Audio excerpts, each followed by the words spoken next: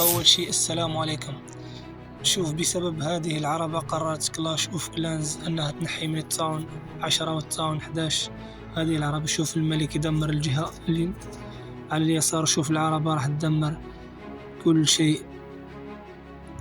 مرحبا من جديد راح استعرض معكم أفضل هجمات التاون 10 ضد التاون هول 14. ماكس ينزل الملك على اليسار والملكة على الطرف اليمين ناحية مدفعية النسر، وينزل البيكا خلفه وزر. تشوف الملك مع الكرة الشائكة يدمر الهاون، مع يستعمل معه زلزال فقط، والبيبي دراغون في التنظيف، والعربة ينزلها ناحية التاون. لهذا السبب قررت كلاش اوف كلانز أنها تعمل التحديث ونحت العربة هذه من التاون 10 والتاون 11، لأنك تمسح بكل سهولة. التاون 10 يمسح التاون 14 ماكس مستحيل. أنا شفناها كتير الهجمات. التاون 9 مسح التاون 16 ماكس سهل. تصميم ماكس، تصميم 14 ماكس. شوف العربة تقوم بالواجب على ناحية التاون، ينزل زلزال حتى التاون يتدمج، والبيبي دراغون ينظف اليمين واليسار، طير الهاون، والآخر راح يطير المدفع، ينزل اللافا على اليسار، ينزل 2 بالونات حتى يروحوا للتيسيلة. شوف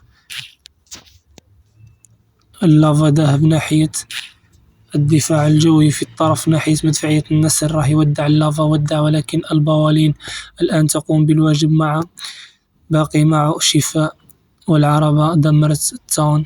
ينزل بيبي دراغون للتنظيف هو الآخر والباقي كله دفاع جوي ما راح يعمل شيء للجيش. هجمة مدروسة وهجمة ذات تركيز عالي. ينزل شفاء مع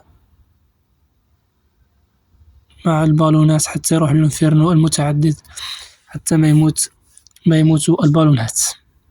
باقي مع تسريع واثنين بيبي واثنين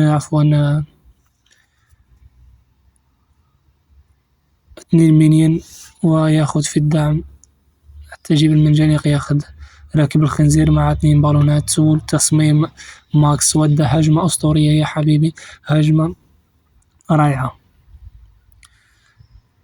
مسح بكل سهولة، ينزل بربريان للتنظيف والمينيون حتى يكسب الوقت. باقي 40 ثانية، والتصميم كل الدفاعات ودعت، والبالونات راحت ناحية ملك الخصم لأنه ما راح يعمل شيء.